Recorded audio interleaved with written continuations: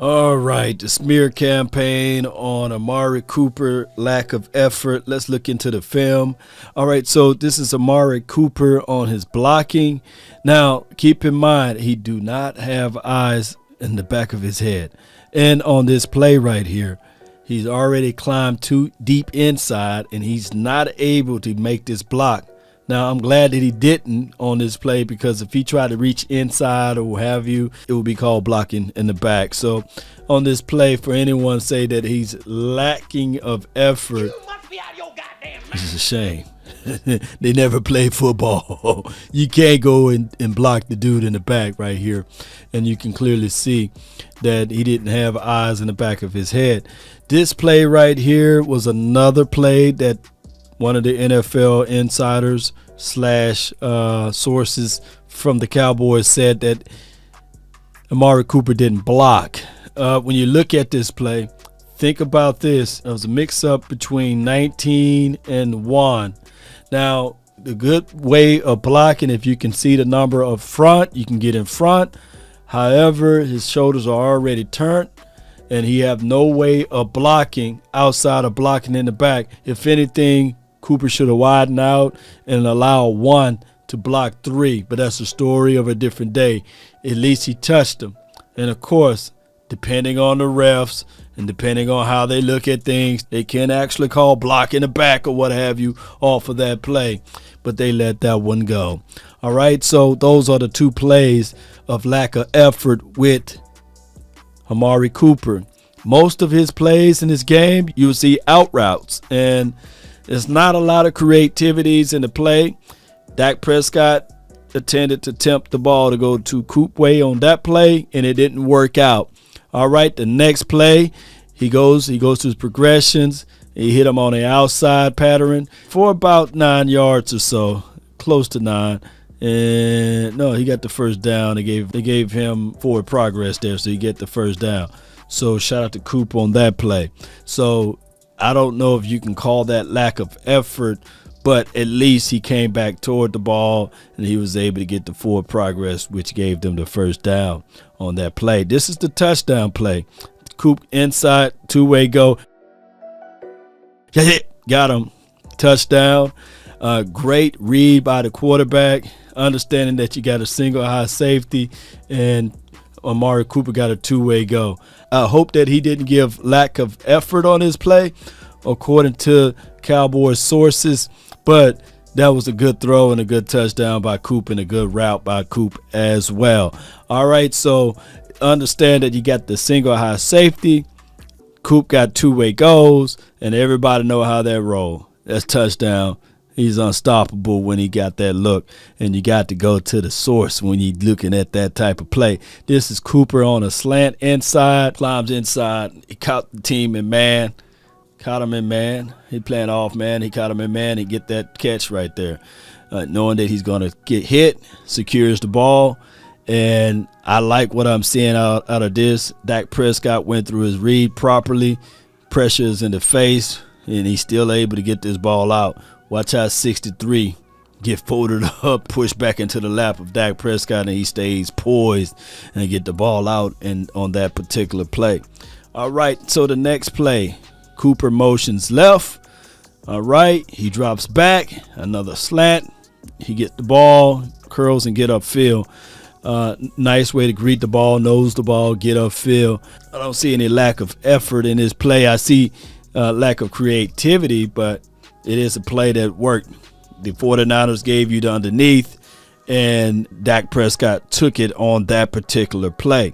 All right, so here is a play that Dak went to Schultz, caught these guys in a zone look, and I'm going to tell you, if Dak Prescott was a little patient with this ball, Coop won on his route.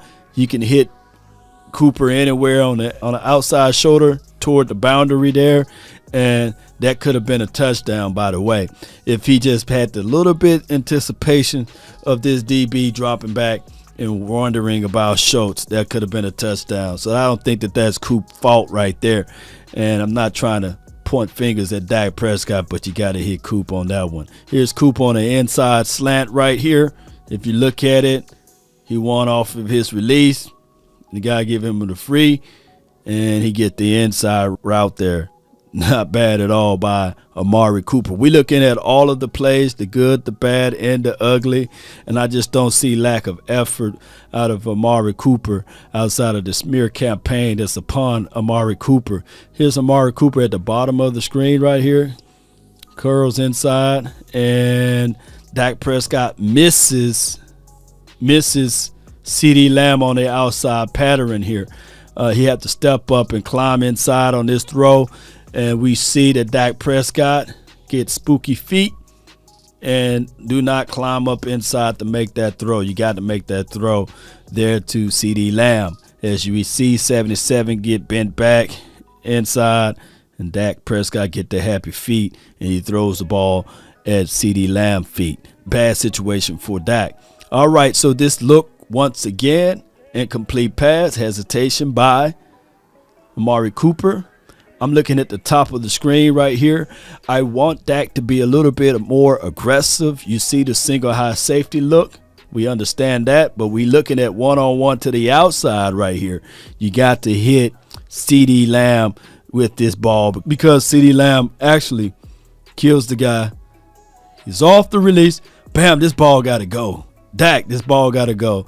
And he goes with the underneath route right here.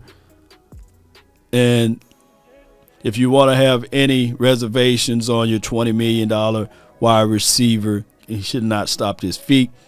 But he stopped his feet, and it was an incomplete pass. He was going into the teeth of the defenders right here, 1 and 2 right here. But you can clearly see that Dak Prescott should have went with CeeDee Lamb. Bad throw by Dak Prescott, by the way.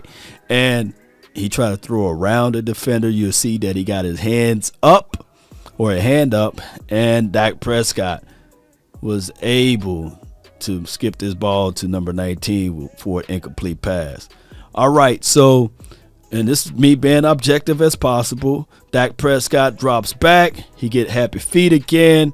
He sees 19 on the curl on the outside, and he misses.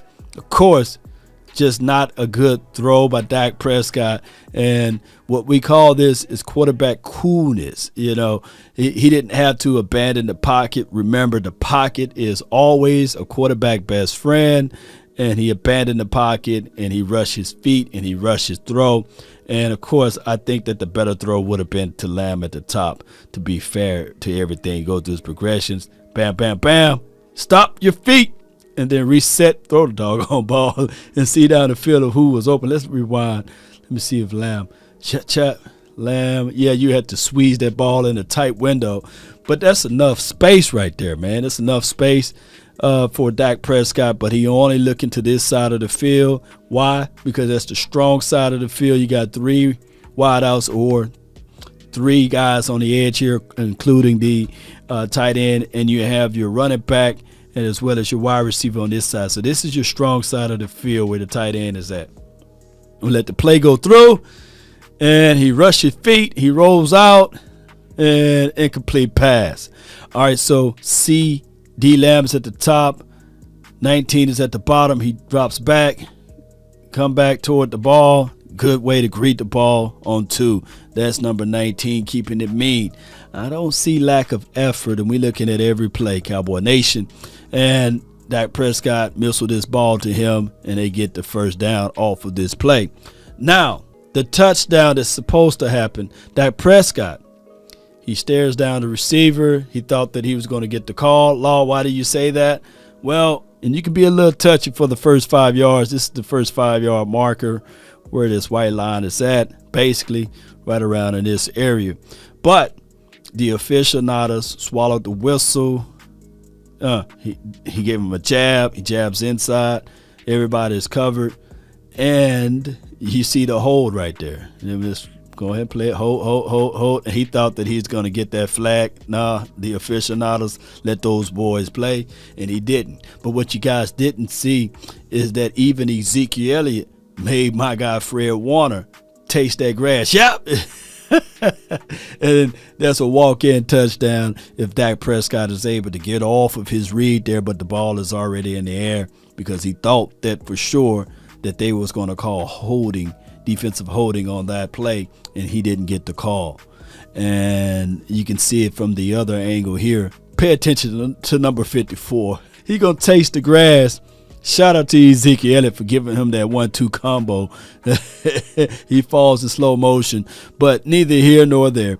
All right, so this is a play that they toss, and number 19 is not even in this play, but I thought that I would just bring this up. Watch Jeremy Sprinkle. He gets off to the edge. Let me see. He motions. He pick up the edge defender here, Bosa, and he gets in the way, of course. And I get it. You know, you want to help out the run, but I wish he would have just picked up the linebacker and allowed 71 to knock the edge guy back, and that flow would have been better. But that's 4 yards. And I think that 4 yards per carry is not bad. I think the Cowboys need to do more tosses, and they would get more familiar with it. If anybody whiffed on a block, would have been 17 right here. He just whiffed on a block. He had a piece of the shoulder. He didn't want none of that work action of the linebacker. Watch it. 17 got piece of the shoulder there, but Ezekiel Elliott still got 4.5 yards off of that carry there. And this is another toss play. Ezekiel Elliott get 9 yards off of this play. And if you want to say that the lack of effort was on number 19, it's hard pressed to say that. And watch number 19, he gets upfield. He get in the way of number 3, and he get in the way of number 3, and he stays in the way of number 3. So it's a smear campaign for those who out there saying that he gave lack of effort. We can pinpoint multiple issues on this team and say, hey, this is the reason that happened, or that is the reason this happened. But the reality of it is football, and there will be some snaps that you would think that the guy gave less efforts in and he didn't play to 100%, but collectively the team need to play better.